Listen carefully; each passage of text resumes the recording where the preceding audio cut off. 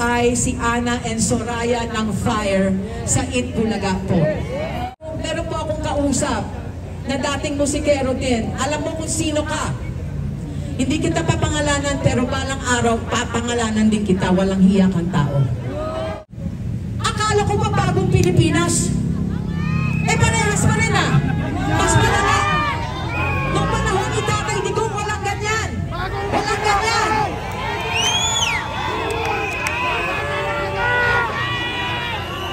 Ang Pilipino kay Tatay Digong pare-parehas. Sa panahon ni Tatay Digong binigyan ng dignidad ang taong Pilipino. Ang taong bayan.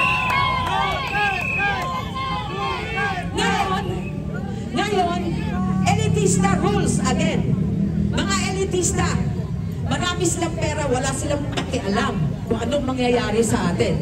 Sabi ko pa naman doon sa kaibigan ko, na kaibigan ni, alam mo na, si Satanas. Ayusin itong bansa na ito, kaya kailangan tanggalin niya mga gagong yan.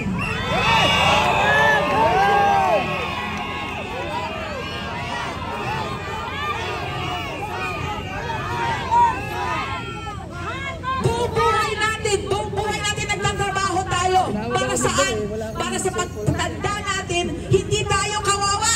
Pero kung ito ang presidente natin, habang buhay tayo magiging kawawa. For all of you out there, I know that there are good people. Maraming mababait na tao dyan, pero takot lumantad. Maraming mababait na mga sinasabi ninyong elitista, pero may puso din para sa mahihirap. Please, come out! Come out! Come out! Come out! Come out! Come out!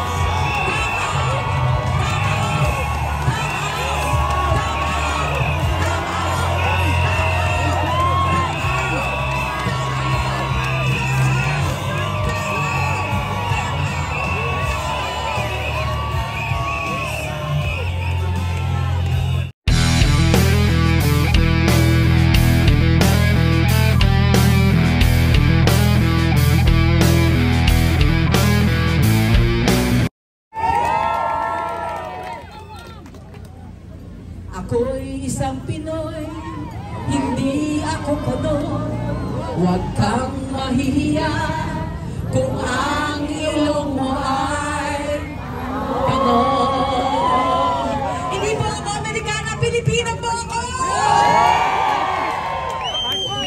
Mabuhay ang Pilipino! Mabuhay ang KOJC! Mga dakilang na lumalaban para sa ating bayan. Ang mga idol ko po, si Sir Harry Roque. Palakpakan po natin! Ma'am Lorraine Baloy! Ka-Eric! Miss Vivian Perez! Lahat po ng mga vloggers, kilala ko kayong lahat! Dati po kasi ako si Ana po. Papakilala lang po ako. Matanda na ako. 61 na ako. Pero nung kabataan ko, ako po ay si Ana and Soraya ng Fire sa Itbulaga po. Yung aming kanta po, baka po ay maalala niyo pa, yung babae, tayo ba ang mga Cinderella na ang lalaki ang tanging pag-asa? Isa yun. Yung isa pong masikat sa amin po, ay yung heartbreak, you give me a heartbreak, I gotta let you know. Alam niyo yun? Alam niyo yun? Tandaan niyo ba? Sabihin niyo naman, oo. Thank you. Thank you. Pasensya na po, wala pa ako nahanda. No, wala nga akong -1, wala akong maski na ano. Nasa bahay lang po ako, nanonood ako ng TV, ng KOJC, ng lahat po, ay nakikinig po ako. Dali-dali ko po sinuksok yung aking pantalon at tukpak po dito. Di pa po ako naliligo.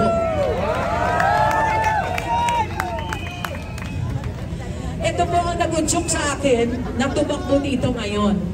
Meron po akong kausap na dating musikero din. Alam mo kung sino ka. Hindi kita papangalanan pero balang araw papangalanan din kita. Walang hiya kang tao. Ang sabi ko sa kanya, bakit ka tumatawa sa mga komento tungkol sa nangyayari sa Davao? Sabi ko, madami nang namamatay doon. Sabi niya, mabuti pa mamatay na sila at tuwang-tuwa ako kung mamatay sila. Anong klaseng Pilipino yun?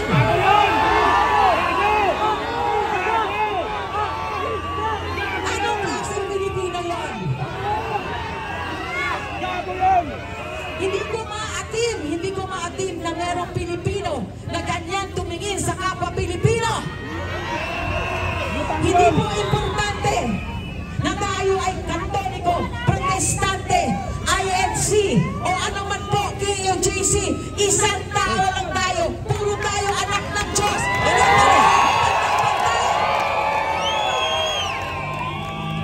Pantay-pantay po tayong lahat.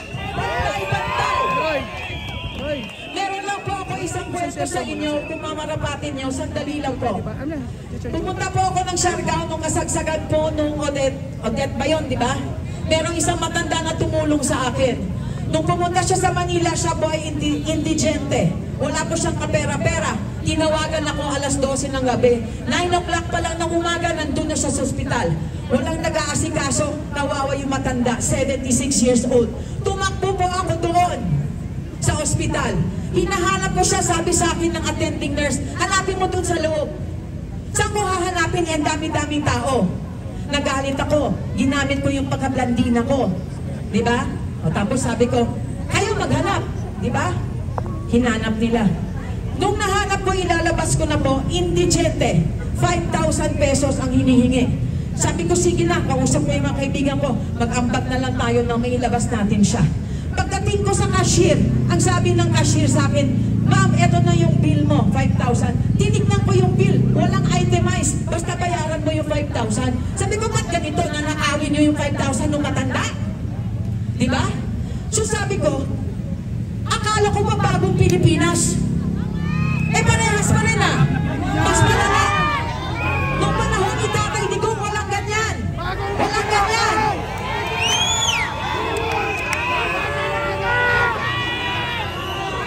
Pilipino kay Tatay Digong, pare-parehas.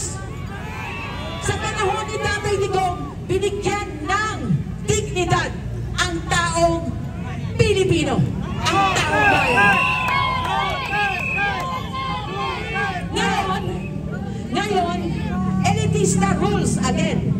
Mga elitista, marami silang pera, wala silang pakialam kung anong mangyayari sa atin. Sabi ko pa naman doon sa kaibigan ko, na kaibigan ni, alam mo na, si Satanas. Sabi ko sa kanya, bobotohin ko yan. Yan. Alam niyo kung sino yan. Basta yung healthcare natin, magandahin nila yung healthcare. Kasi lahat po tayo tatanda. Lahat po tayo ay magkailangan ng tulong ng gobyerno para sa pag nagkasakit tayo. Tama ho ba? Ano nangyayari sa atin? Yung PhilHealth, na tayo din ang naghirap para pondohan yung punyetang PhilHealth na yan, sila rin ngayon ang kusang kumukuha ng pera natin.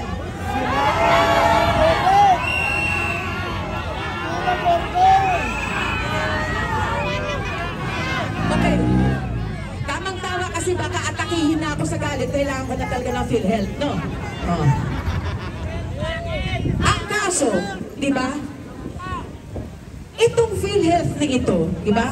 Meron tayong mga kamag-anak sa ibang bansa, di ba? Meron? Pag nagkasakit sila, daig pa ang Makati Med, kagandagan ng ospital. Tayo dito kawawa, oh, maglilimos pa tayo kung kani-kanino para mabayaran yung bill. Pag nakita yung bill, namatay na tayo, di ba? Ako 61 na. Ayokong tumanda sa bansa na to na hindi inaayos itong bansa na to. Ayusin itong bansa na to, kaya kailangan tanggalin yung mga bagong yan.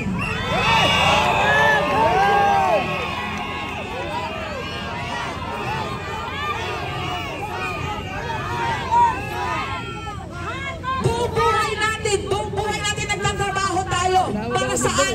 Para sa pagtanda natin, hindi tayo kawawa. Pero kung ito ang presidente natin, habang buhay tayo magiging kawawa.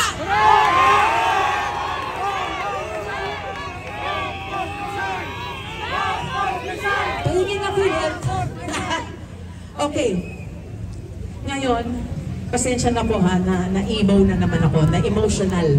Kasi po, maski na ganito ang mukha ko, no, na hindi naman ako masyadong Pinoy looking. Pag tinastas niyo po ang dibdib ko at sinilip niyo ang puso ko, ako ay Pilipino!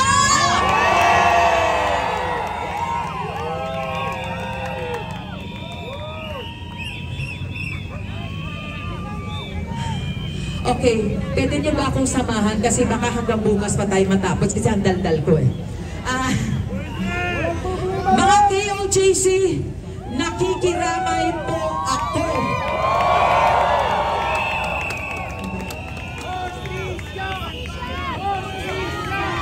Hustisya! Hustisya!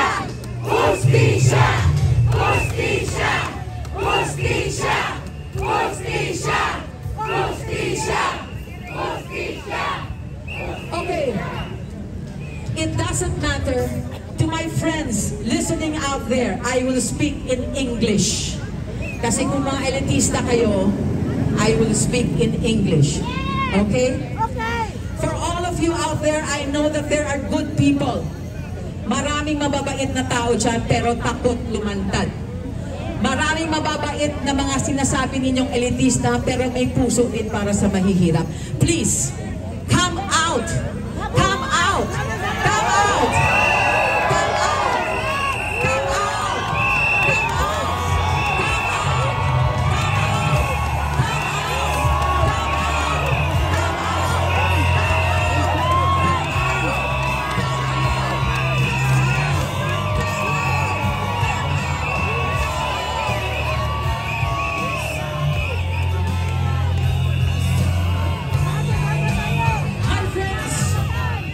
Watching me at home, I know many of you have a heart for the Filipino and for this country. Come out. Speak. Speak. Hindi tayo pinalaki sa mga exclusive schools. Ateneo, St. Scholastica's, hindi tayo pinalaki doon para tayo manahimik. Dahil pag tayo ay tumahimik, ang ibig sabihin nun, kinakampihan natin ang mga demonyo.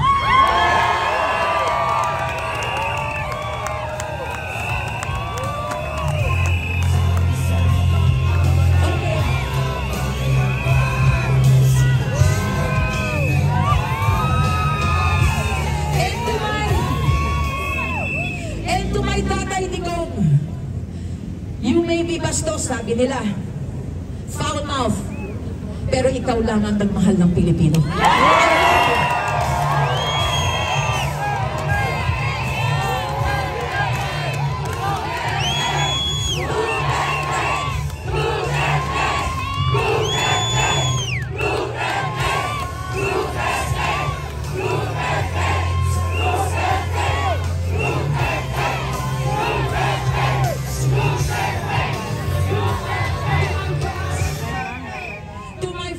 There. Do not believe everything that you hear and everything that you see about Duterte. He is a good man. He loves the Filipinos. That is what is most important. Come out and fight for the Filipinos.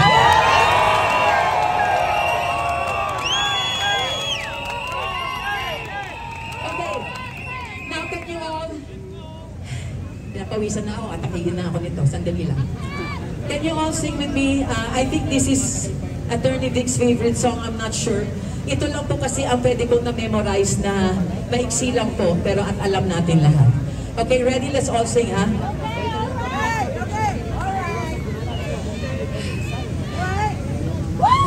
Ang bayan ko'y tanging ikaw, Pilipinas kong mahal, ang puso ko at buhay man sa iyo'y ibibigay. Tungkulin ko'y gagampanan na lagi kang paglingkuran. Ang laya mo'y babantayan, Pilipinas o hirap. ako'y